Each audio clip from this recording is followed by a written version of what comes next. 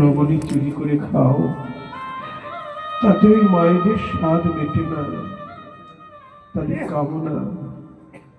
কৃষ্ণ যদি আমাদের নিজের ছেলে হতো, নিজের ছেলে হতো, তাহলে মুখে স্তনাগ্রে মুখ দিয়ে ক্ষীর পান করিত। পান করিত। বলি কৃষ্ণ যদি পুত্র হতো, আমাদের বুকের দুগ্ধ পান করিত। আমাদের বুকের দুগ্ধ পান বলি করিত। কৃষ্ণ যদি পুত্র হতো, ব্রজে মাতৃজনম ধন্য হতো। কৃষ্ণ